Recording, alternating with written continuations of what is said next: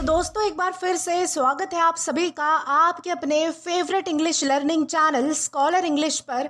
मेरा नाम है दीपिका कुमावत और मैं इस चैनल पर वेरियस कॉम्पिटिटिव एग्जाम्स के लिए इंग्लिश सब्जेक्ट टीच करती हूँ। तो बेसिकली आज के इस वीडियो में हम डिस्कस करने जा रहे हैं द हिंदू एडिटोरियल का वोकैब एनालिसिस। आशा करती हूँ कि आप इन सेशंस के साथ रेगुलरली जुड़ रहे हैं और इनका बेनिफिट भी उठा रहे हैं, क्योंकि इन सेशंस का मकसद है आपकी वोकैब पावर को और ज़्यादा इन्हांस करना। और ये जो वोकैब सेशंस है ये बैंक, एसएससी, रेलवे, यूपीएससी या फिर किसी भी कॉम्पिटिटिव एग्जाम के लिए इक्वली बहुत ही ज़्यादा इंपॉर्टेंट है।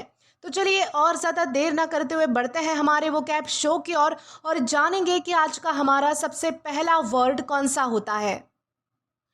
तो दोस्तों आज का हमारा सबसे पहला वर्ड आता है फ्रॉलिक।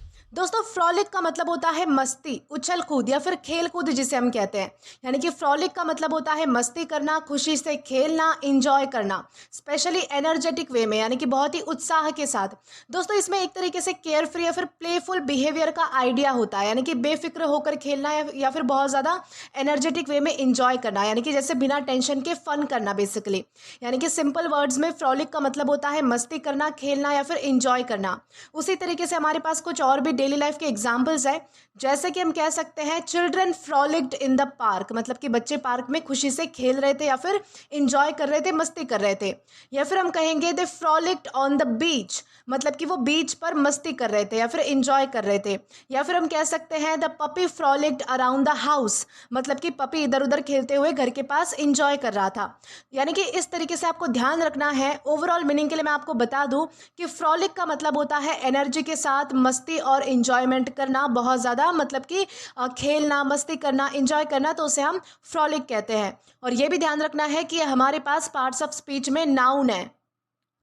अब दोस्तों अगर बात की जाए इसके सिनोनिम की, तो सिनोनिम में हमारे पास है प्ले, मेरीमेंट, अम्यूजमेंट या फिर रॉम्प। दोस्तों इन चारों का ही क्या मतलब होता है? प्ले का मतलब होता है खेलना, मेरीमेंट का मतलब होता है अत्यधिक खुशी यानी कि बहुत ज़्यादा आनंद होना, अम्यूजमेंट या फिर रॉम्प का भी मतलब होता है बहुत ज़्यादा खुशी होना, बहुत ज़्यादा मतलब कि एक्साइटमेंट होना, बहुत ज़्यादा मस्ती का मूड होना। तो उस तरीके से हम जो है वो अम्यूजमेंट या फिर रॉम्प का यूज़ कर सकते हैं। तो ये सारे हमारे क्या है, तो सिनोनिम्स है। वही एंटोनिम की तरफ आए तो एंटोनिम में हमारे पास है सीरियसनेस, सैडनेस, ग्लूम या फिर स्टिलनेस। दोस्तों सीरियसनेस का आपको मतलब पता होना चाहिए, जो कि होता है गंभीरता, बहुत ज़्यादा सीरियस होना। सैडनेस का मतलब होता है बहुत ज़्यादा उदास, निराश, हताश होना। ग्लूम का भी एक तरीके से मतलब होता है बहुत ज़्यादा सैड होना। और स्टिलनेस का मतलब होता है जिस चीज़ में कोई मूवमेंट नहीं होती है, जिसमें कोई हलचल नहीं होती है, जो एक जगह पर स्थिर होता है, स्थिरता जिसे हम कहते हैं, तो वो होती है स्टिलनेस। यानी कि ये सारे हमारे क्या है, तो एंटोनिम्स है। अब दोस्तों अगर बात की जाए इसके एग्जाम्पल की, तो एग्जाम्पल में हमारे पास है the children's frolic in the park fill the evening with laughter and joy. यानी कि दोस्तों यहाँ पर क्या बताया गया है कि जिस तरीके से बच्चे जो है वो पार्क में इंजॉय कर रहे थे, मस्ती कर रहे थे, खेल कूद रहे थे, उसकी वजह से क्या हुआ कि जो शाम है वो पूरी तरीके से लाफ्टर यानी कि हंसी मजाक और जॉय यानी कि बहुत ज़्यादा अम्यूजमेंट और फन के साथ भर चुकी थी। यानी कि शाम जो है वो बहुत ही ज़्यादा अच्छी लगने लगी थी बच्चों के इंजॉयमेंट की वजह से। तो दोस्तों इस तरीके से आपको ध्यान रखना है कि फ्रॉलिक यानी क्या होता है। इसी के साथ हम आगे बढ़ेंगे और जानेंगे कि इसके बाद हमारा अगला वर्ड कौन सा है। तो दोस्तों इसके बाद हमारा अगला वर्ड आता है वेक्सेशियस। दोस्तों वेक्सेशियस का मतलब होता है परेशान करने वाला या फिर झुंझलाने वाला। यानी कि बेसिकली वेक्सेशियस का मतलब होता है ऐसी कोई चीज़ जो बार बार आपको इरिटेट करती है, डिस्टर्ब करती है या फिर आपको तंग करती है। ये जो वर्ड है ना वो बेसिकली उन चीज़ों के लिए या फिर उन सिचुएशंस के लिए यूज़ होता है जो अननेसेसरी यानी कि बिना मतलब कि आपके लिए ट्रबल यानी कि परेशानियां क्रिएट करती है, या फिर आपकी जो फ्रस्ट्रेशन है यानी कि आपका जो गुस्सा है, आपकी जो झुंझलाहट है वो बढ़ाती है। तो ऐसी चीज़ों को हम क्या कहेंगे, वेक्सेशियस कहेंगे। यानी कि इरिटेट या फिर तंग करने वाली चीज़ों को हम वेक्सेशियस कहते हैं। उसी तरीके से हमारे पास कुछ और भी एग्जाम्पल्स है, जैसे कि हम कह सकते हैं द कॉन्स्टेंट नॉइज वॉज वेक्सेशियस, यानी कि लगातार आ रही जो शोर था, यानी कि जो शोर था, जो आवाज़ थी वो कैसी थी, तो वेक्सेशियस थी, यानी कि बहुत ज़्यादा इरिटेबल थी या फिर बहुत ज़्यादा परेशान करने वाली थी, बहुत ज़्यादा फ्रस्ट्रेटिंग थी, यानी कि उसे सुनना बिल्कुल भी अच्छा नहीं लग रहा था। या फिर हम कह सकते हैं dealing with such people is vexatious, यानी कि ऐसे लोगों से डील करना बहुत ही फ्रस्ट्रेटिंग काम होता है, यानी कि बहुत ज़्यादा मतलब कि झुंझलाहट पैदा करने वाला या फिर बहुत ही गुस्सा दिलाने वाला, इरिटेट करने वाला काम होता है। तो इस तरीके से आप जो है वो इन सेंटेंसेस को यूज़ कर सकते हो इस वर्ड के साथ। यानी कि सिंपल वर्ड्स में ओवरऑल मीनिंग के लिए आपको बस इतना ध्यान रखना है कि वेक्सेशियस का मतलब होता है ऐसी कोई चीज़ जो अननेसेसरी इरिटेशन या फिर ट्रबल यानी कि मतलब कि मुसीबत क्रिएट करे, तो उसे हम कहते हैं वेक्सेशियस। अब दोस्तों साथ ही साथ आपको ये भी ध्यान रखना है कि हमारे पास पार्ट्स ऑफ स्पीच में एग्जेक्टिव है यानी कि विशेषण है। सिनोनिम की बात करें तो सिनोनिम में हमारे पास है अननोइंग, इरिटेटिंग, ट्रबलसम या फिर एग्रीवेटिंग। दोस्तों इन चारों का ही क्या मतलब होता है? अननोइंग का मतलब होता है जो चीज़ बहुत ज़्यादा मतलब कि आपको परेशान करती है। इरिटेटिंग का भी सेम मतलब होता है। ट्रबलसम और एग्रीवेटिंग का भी मतलब कि यही होता है कि जो चीज़ आपके लिए मुसीबत खड़ी करती है, आपको गुस्सा दिलाती है, आपको परेशान करती है या फिर आपके लिए मुसीबत बन जाती है, तो उसे हम ट्रबलसम या फिर एग्रीवेटिंग कह सकते हैं।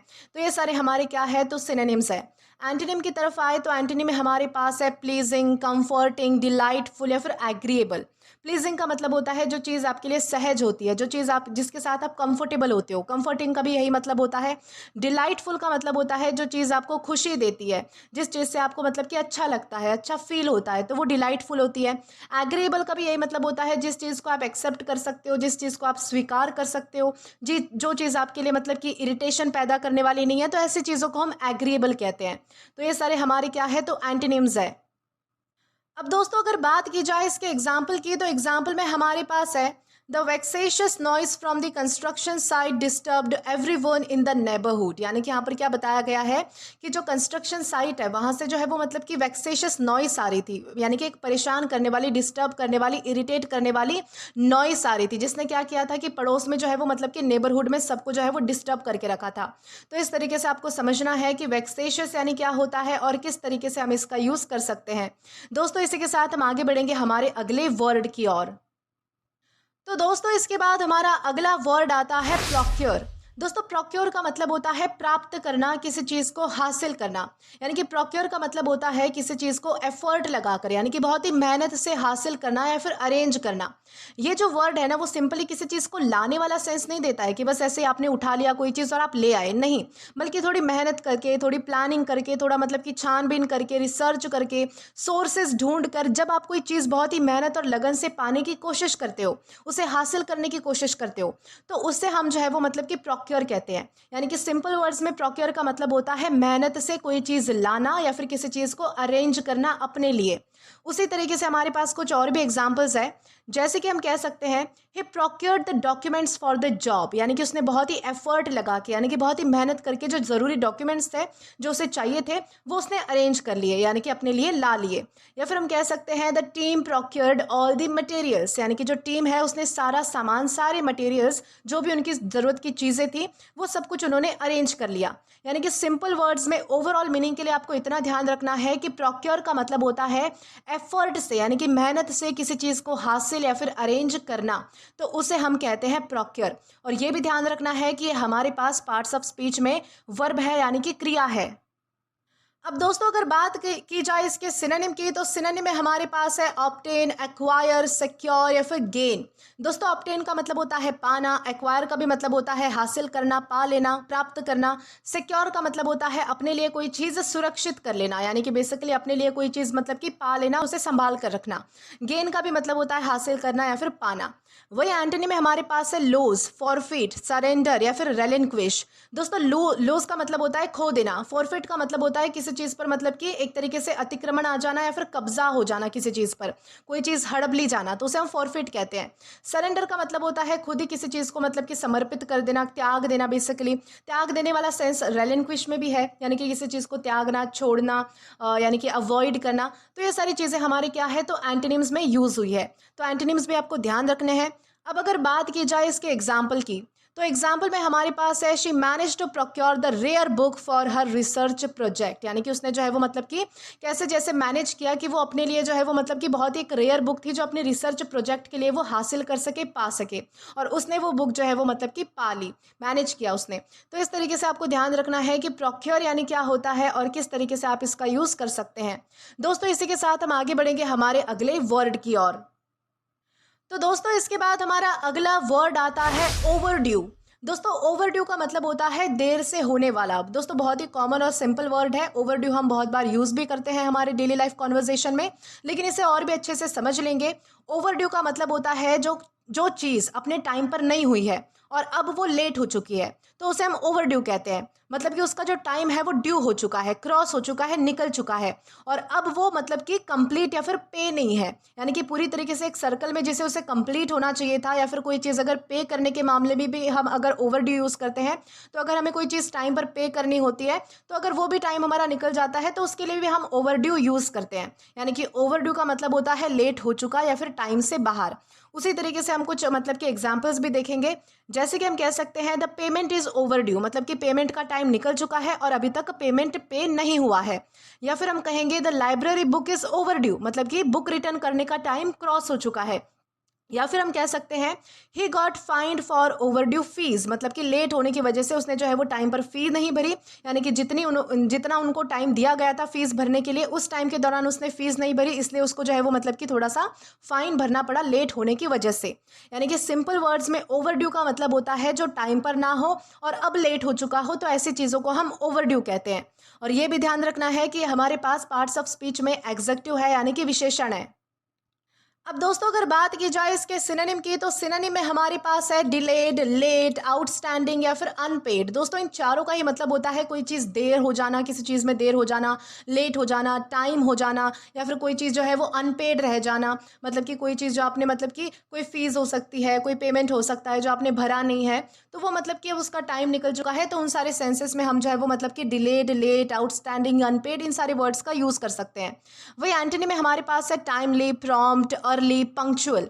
टाइमली का मतलब होता है टाइम से होना सारे काम, मतलब कि जिसमें कोई देरी नहीं होती है। प्रॉम्प्ट का मतलब होता है तुरंत, बिल्कुल, मतलब कि टाइम पे, उसे भी हम प्रॉम्प्ट कहते हैं। अर्ली का मतलब कि टाइम से पहले ही हो जाना। और पंक्चुअल का मतलब होता है जो टाइम का पक्का होता है, टाइम का पाबंद होता है, तो उसे हम पंक्चुअल कहते हैं, जो सारी चीज़ें टाइम पर करता है। तो ये सारे हमारे क्या है, तो एंटीनिम्स है। अब अगर बात की जाए इसके एग्जाम्पल की, तो एग्जाम्पल में हमारे पास है his library book was overdue so he had to pay a small fine. यानी कि उसकी जो लाइब्रेरी बुक है वो ओवर ड्यू हो चुकी थी। ओवर ड्यू हो चुकी थी मतलब कि जो टाइम उसे दिया गया था वो लेट हो चुका था उस बुक को रिटर्न करने में, इसीलिए उसको क्या करना पड़ा, तो छोटा सा फाइन भरना पड़ा, क्योंकि वो बुक देने में देरी कर चुका था। तो इस तरीके से आपको ध्यान रखना है कि ओवर ड्यू यानी क्या होता है। इसी के साथ हम आगे बढ़ेंगे हमारे अगले वर्ड की ओर। तो दोस्तों इसके बाद हमारा अगला वर्ड आता है शेड्यूलर्स। दोस्तों शेड्यूलर्स का मतलब होता है परिश्रमी, मेहनती या फिर लगनशील। यानी कि शेड्यूलर्स का मतलब होता है बहुत ज़्यादा मेहनती, केयरफुल या फिर डेडिकेटेड तरीके से काम करने वाला व्यक्ति। यानी कि ऐसा इंसान जो काम को सिर्फ कैजुअली नहीं करता है, यानी कि ऐसा सोच के नहीं करता है कि बस करना है तो करना है, बल्कि पूरे अटेंशन के साथ, लगन के साथ करता है, जिसमें कंसिस्टेंसी होती है, जिसमें सिंसियरिटी होती है अपने काम को लेकर। तो ऐसे व्यक्ति को, ऐसे मतलब कि मेहनती व्यक्ति को हम शेड्यूलर्स कहते हैं। उसी तरीके से हमारे पास कुछ और भी एग्जाम्पल्स हैं। जैसे कि हम कह सकते हैं she is a schedulers student. बहुत ही सिंपल एग्जाम्पल है, मतलब कि वो स्टूडेंट कैसी है, तो बहुत ही मेहनती है, ध्यान से पढ़ाई करती है। या फिर हम कह सकते हैं he made a schedulers effort to improve, मतलब कि उसने इम्प्रूवमेंट के लिए, सुधार के लिए जो है वो सीरियसली और लगन के साथ मेहनत की, काम किया। या फिर हम कहेंगे शेड्यूलर्स वर्कर्स अचीव सक्सेस, मतलब कि जो लोग कंसिस्टेंटली मेहनत करते हैं, लगातार काम करते हैं, वो आखिर में सक्सेसफुल हो ही जाते हैं। यानी कि सिंपल वर्ड्स में ओवरऑल मीनिंग के लिए आपको इतना ध्यान रखना है कि शेड्यूलर्स का मतलब होता है लगन और ध्यान के साथ मेहनत करने वाला व्यक्ति, जो बहुत ही ज़्यादा मेहनती है, अपने काम को लेकर केयरफुल है, डेडिकेटेड है, तो उसे हम कहेंगे शेड्यूलर्स। और ये भी ध्यान रखना है कि हमारे पास पार्ट्स ऑफ स्पीच में एग्जेक्टिव है, यानी कि विशेषण है। अब दोस्तों अगर बात की जाए इसके सिनोनिम की, तो सिनोनिम में हमारे पास है डिलिजेंट, इंडस्ट्रियस, एसिडुअस या फिर हार्ड वर्किंग। दोस्तों इन चारों का ही मतलब होता है जो बहुत ज़्यादा परिश्रमी है, बहुत ज़्यादा मेहनती है, बहुत ज़्यादा लगन के साथ अपना काम करता है, अपने काम को लेकर बहुत ज़्यादा कंसिस्टेंट है, सिंसियर है, केयरफुल है, डेडिकेटेड है। तो बहुत ज़्यादा मेहनती व्यक्ति के लिए हम क्या यूज़ करेंगे, तो हम डिलिजेंट यूज़ कर सकते हैं, इंडस्ट्रियस यूज़ कर सकते हैं, एसिडुअस यूज़ कर सकते हैं, या फिर साथ ही साथ हार्ड वर्किंग भी यूज़ कर सकते हैं। एंटनी में हमारे पास है लेजी, नेग्लिजेंट, केयरलेस या फिर आइडल। दोस्तों इसका मतलब क्या है, लेजी का मतलब होता है आलस भरा, नेग्लिजेंट का मतलब होता है नज़रअंदाज करने वाला, केयरलेस का मतलब होता है जो बेफिक्र होता है, जिसे किसी चीज़ की परवाह नहीं होती है, फिक्र नहीं होती है, तो वो केयरलेस होता है। और आइडल का मतलब होता है सुस्त व्यक्ति, आलसी व्यक्ति, तो उसे हम आइडल कहते हैं। तो ये सारे हमारे क्या है, तो एंटोनिम्स है। अब अगर बात की जाए इसके एग्जाम्पल की, तो एग्जाम्पल में हमारे पास है the scheduler student spend many hours preparing for the examination, यानी कि एक मेहनती बच्चा, मेहनती स्टूडेंट जो है वो मतलब कि अपने एग्जामिनेशन के लिए प्रिपरेशन करने के लिए जो है वो घंटों तक मेहनत करता है। तो इस तरीके से आपको ध्यान रखना है कि शेड्यूलर्स यानी क्या होता है और किस तरीके से आप इसका यूज़ कर सकते हैं। इसी के साथ हम आगे बढ़ेंगे हमारे अगले वर्ड की ओर। तो दोस्तों इसके बाद हमारा अगला वर्ड आता है पॉपुलिस्ट। दोस्तों पॉपुलिस्ट का मतलब होता है जनवादी या फिर जन सामान्य का समर्थन करने वाला, यानी कि पॉपुलिस्ट का मतलब होता है ऐसा लीडर, ऐसा आइडिया या फिर ऐसी पॉलिटिक्स जो आम लोग यानी कि जो कॉमन पीपल होते हैं उनके इंटरेस्ट को सपोर्ट करने का दावा करे, क्लेम करे। इसमें मेनली फोकस होता है लोगों की आवाज़ पर, specially ordinary public versus powerful elites पर। ओके, यानी कि पॉपुलिस्ट का मतलब होता है आम लोगों के फेवर में बात करने वाला व्यक्ति। और ये व्यक्ति कौन हो सकता है? तो बेसिकली जो पॉलिटिक्स में है, जो राजनीतिक में है, राजनीति में है, बेसिकली एक लीडर है, तो वही ये सारी चीज़ें मतलब कि करता है बेसिकली। उसी तरीके से हमारे पास कुछ एग्जांपल्स है, जैसे कि हम कह सकते हैं he is a populist leader, मतलब कि वो ऐसा लीडर है जो आम लोगों की प्रॉब्लम्स और उनके सपोर्ट की बात करता है। या फिर हम कह सकते हैं the speech had populist ideas, मतलब कि स्पीच में कॉमन पीपल को अपील करने वाली यानी कि उनके हित में उनकी जो मतलब की बातें थी वो सारी बातें की गई ताकि वो उनका सपोर्ट मतलब कि गेन कर सके बेसिकली। तो इस तरीके से आपको ध्यान रखना है। ओवरऑल मीनिंग के लिए आपको इतना ध्यान रखना है कि पॉपुलिस्ट का मतलब होता है जो आम लोगों के इंटरेस्ट को रिप्रेजेंट करने की बात करता है, स्पेशली पॉलिटिक्स में, तो उसे हम कहते हैं पॉपुलिस्ट। और ये भी ध्यान रखना है कि हमारे पास पार्ट्स ऑफ स्पीच में एग्जेक्टिव है, यानी कि विशेषण है। अब दोस्तों अगर बात की जाए इसके सिनोनिम की, तो सिनोनिम में हमारे पास है डेमोक्रेटिक, पॉपुलर, मास ओरिएंटेड या फिर पीपल ओरिएंटेड। दोस्तों इन चारों का ही मतलब होता है जो मतलब कि लोगों से संबंधित हो, लोगों से जुड़ा हो, जो जनवादी है, जन सामान्य का समर्थन करने वाला व्यक्ति है। डेमोक्रेटिक यानी कि एक लोकशाही से हम रिलेट कर सकते हैं इसे, जो मतलब कि लोगों की भलाई का सोचता है। पॉपुलर का भी सेम मतलब है। मास ओरिएंटेड मतलब कि जो मास का मतलब यहाँ पर है जनता से, जनता मतलब कि यहाँ पर मास है और उसे यहाँ पर जो है वो मास ओरिएंटेड कहा गया है, यानी कि जनता से रिलेटेड या फिर उनके हित में बात करने वाला। पीपल ओरिएंटेड मतलब कि लोगों के हित की बातें करने वाला या फिर उनकी बातें रखने वाला। तो ये सारे हमारे क्या है, तो सिनोनिम्स है। अब दोस्तों अगर बात की जाए इनके एंटोनिम की, तो एंटोनिम में हमारे पास है एलिटिस्ट, एरिस्टोक्रेटिक, एक्सक्लूसिव या फिर प्रिविलेज। दोस्तों इन चारों का क्या मतलब होता है? इनका मतलब होता है जो आम लोगों के बारे में नहीं सोचते हैं, अपने बारे में सोचते हैं, या फिर जो मतलब कि उनके लेवल के लोग होते हैं, थोड़े से अमीर या फिर थोड़े से क्लासी, जिसे हम जाइंट्री कह सकते हैं, एलाइट लोग कह सकते हैं, तो उनके बारे में सोचने वाले या फिर ऐसी सोच रखने वाले, उनके हितों में बात करने वाले या फिर अपने बारे में सोचने वाले लोगों को हम एलिटिस्ट कह सकते हैं, एरिस्टोक्रेटिक कह सकते हैं, एक्सक्लूसिव या फिर प्रिविलेज कह सकते हैं। तो ये सारे हमारे क्या है, तो एंटोनिम्स है। अब अगर बात की जाए इसके एग्जाम्पल की, तो एग्जाम्पल में हमारे पास है the leader used populist ideas to gain strong support from the common people, यानी कि लीडर ने क्या किया कि अपने भाषण में, अपने बोलने के तरीके में पॉपुलिस्ट आइडियाज़ का यूज़ किया, यानी कि ऐसी बातें की जो लोगों के हित की हो, यानी कि उनको सपोर्ट करने वाली बातें हो। तो ऐसी बातें करके उन्होंने क्या मतलब कि उनका मेन मोटो क्या था कि वो जो है वो मतलब कि जो कॉमन पीपल है, जो आम जनता है, उनका सपोर्ट हासिल कर सके, उनका सपोर्ट गेन कर सके। तो इसलिए उन्होंने जो है वो पॉपुलिस्ट आइडियाज़ का यूज़ किया। तो इस तरीके से आपको समझना है कि एक पॉपुलिस्ट यानी क्या होता है। इसी के साथ हम आगे बढ़ेंगे हमारे अगले वर्ड की ओर। तो दोस्तों इसके बाद हमारा अगला वर्ड आता है जुबिलेशन। दोस्तों जुबिलेशन का मतलब होता है हर्षोल्लास या फिर अत्यधिक खुशी, यानी कि जुबिलेशन का मतलब होता है बहुत ज़्यादा खुशी या फिर एक्साइटमेंट की स्ट्रॉन्ग फीलिंग। यानी कि जब भी कोई गुड न्यूज़ या फिर कोई सक्सेस मिलती है तो लोग क्या करते हैं कि ओपनली सेलिब्रेट करते हैं, नाचते हैं, गाते हैं, बहुत ज़्यादा खुश होते हैं।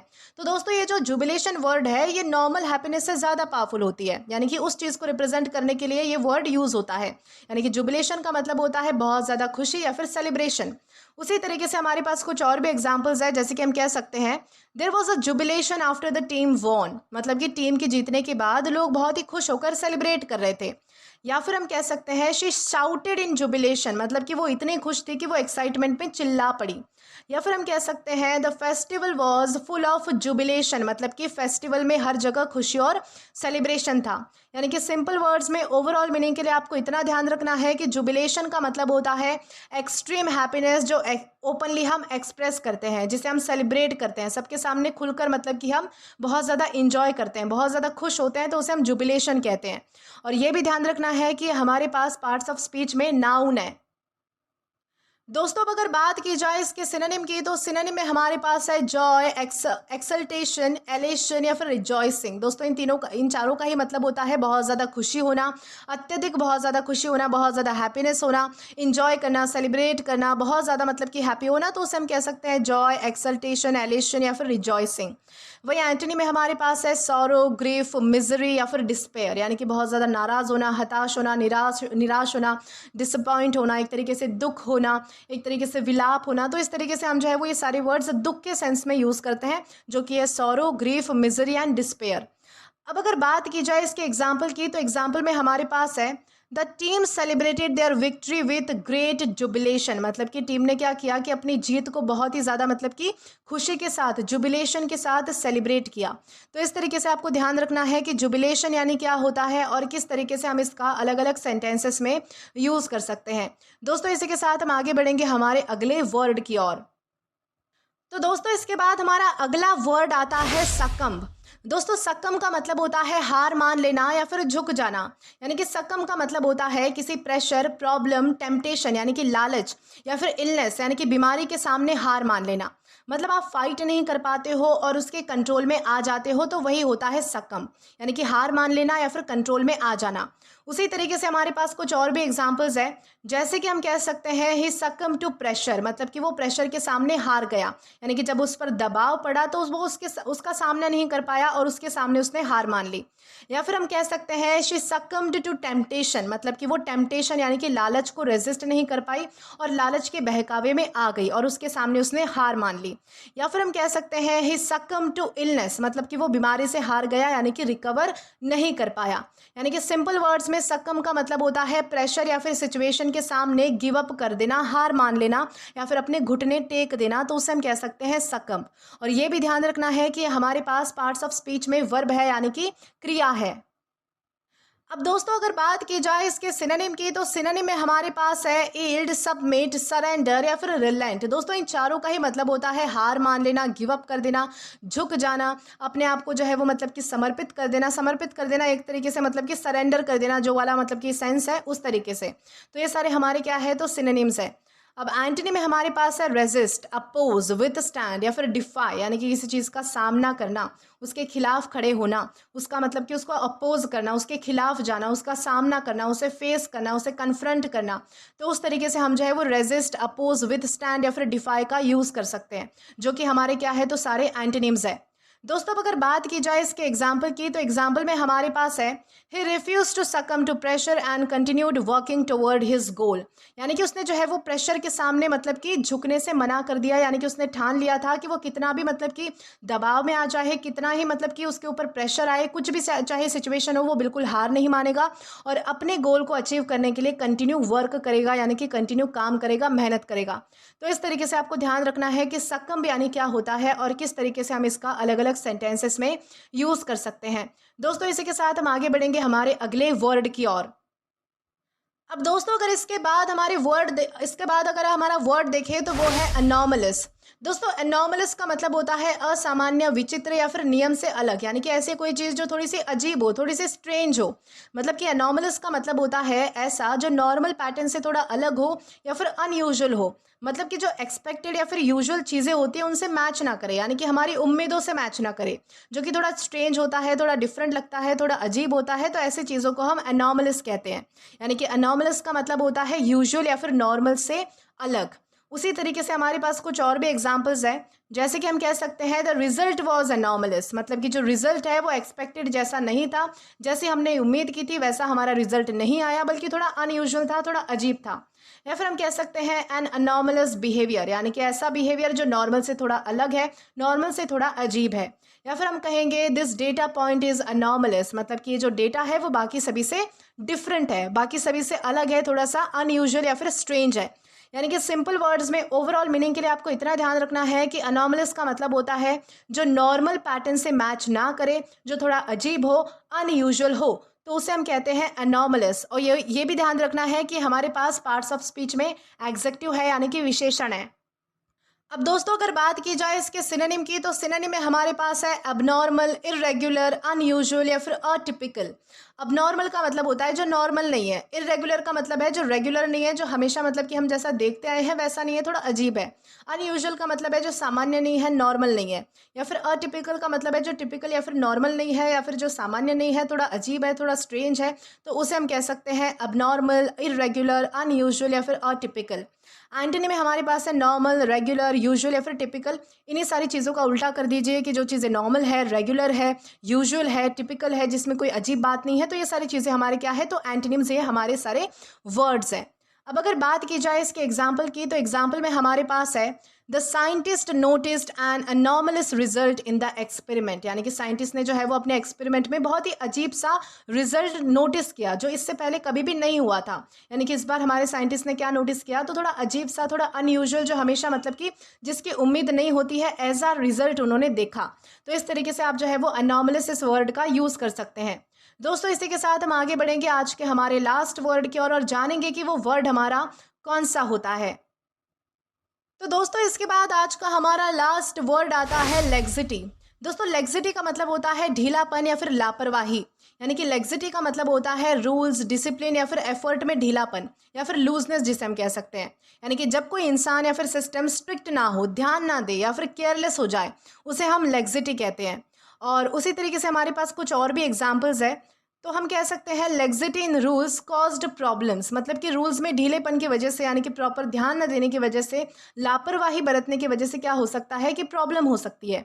या फिर there was laxity in his work, मतलब कि उसके काम में प्रॉपर अटेंशन नहीं था, यानी कि एक तरीके से उसने काम पर मतलब कि अच्छे से ध्यान नहीं दिया, उसके काम में एक आलस था या फिर एक ढीलापन था।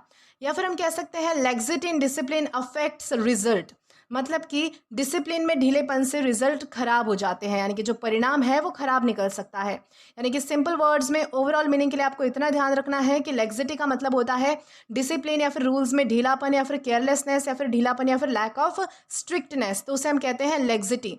और ये भी ध्यान रखना है कि हमारे पास पार्ट्स ऑफ स्पीच में नाउन है।